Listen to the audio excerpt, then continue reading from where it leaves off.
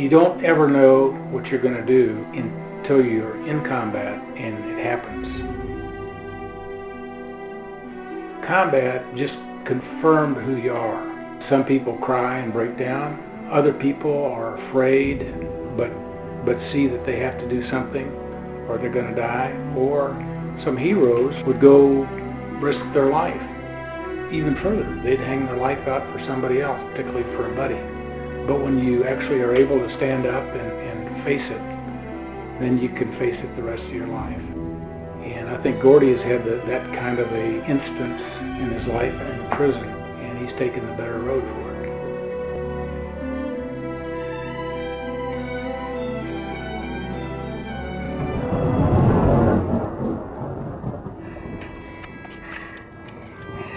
The thing I think that caused me to finally just throw in the towel and leave home was the hopelessness that I continued to see. And and my father would get drunk, and then he would abuse my mother, and there was nothing you could do about it. You're a child or a young person, and I knew that there had to be something better someplace else, and so I just took off, and I figured I could get someplace and I'd find a way to survive. But then I would wind up getting arrested, and they'd take me back home, and so you'd face the punishment, and then you'd recover from that, and you'd do it again, and finally I got to where I could get far enough away that it couldn't get me anymore. But I had to get away from that stuff that was just eating me up, that I didn't have no control over.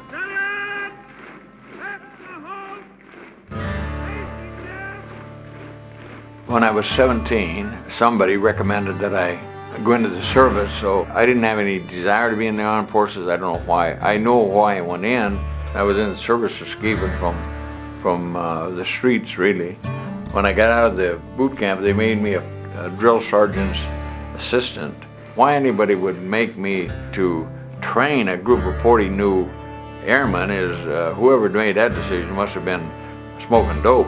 After that didn't work, they sent me to a place to be a weather person, which about as silly as you could possibly get.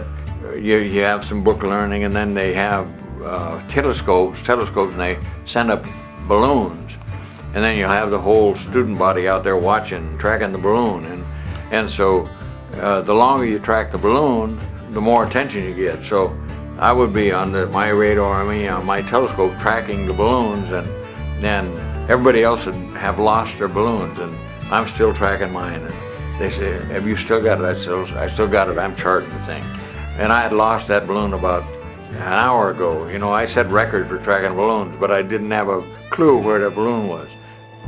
And so then they shipped me to Pennsylvania. There they put me in the motor pool, and one day the guy at the motor pool asked me, he said, "Can you drive a tractor and trailer?" I said, "Certainly I can drive a tractor and trailer." So they gave me this tractor and 40-foot or 50-foot, some kind of trailer, sent me up to Asbury Park, New Jersey. And I'd never driven a tractor before in my life, and I didn't know nothing about it, so I knew it was going to be a long ride, so I got a bottle of wine.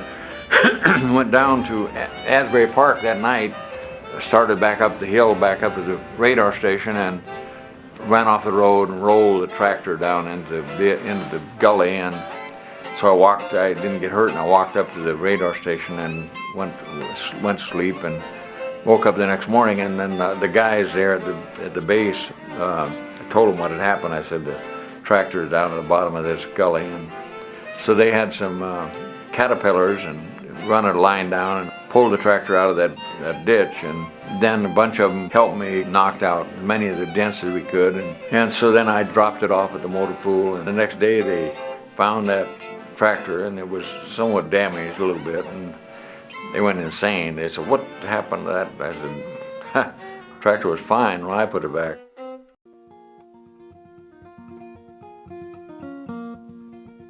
Then I got into some kind of trouble. I can't recall exactly what happened, and they put me in a guardhouse, and so I didn't want to be in the guardhouse. And the APs, or the air police, that would you march you to the dining room for your lunch and dinner, and So I told them, I said, because they knew me and I've been there and they were people just seemed to like me. So I said, okay, when you march me to dinner tonight, I said, I'm leaving.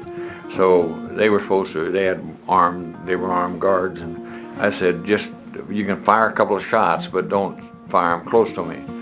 So when they started marching us to dinner, I just took off, and they fired a couple of shots, and I went over the fence and escaped out of the guardhouse. Then I headed out west, out in Washington State. I think I must have been 18 at that time, probably middle 18 or something like that. I had somehow got a hold of some payroll checks and cashed a couple of them, and I was trying to get away from the cops. I rolled to Pontiac, and they put me in jail in Wenatchee. Then I got up to Monroe. They sent me to Monroe.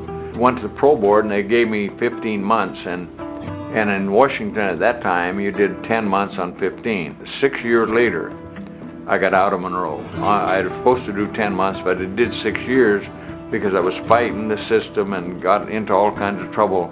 But I went in thinking like a scared young man. And I came out 6 years later thinking like a convict.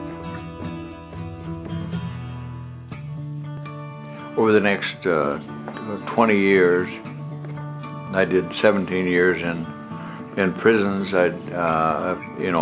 Crimes of forgery, burglary, safes were my focus, and parole violations.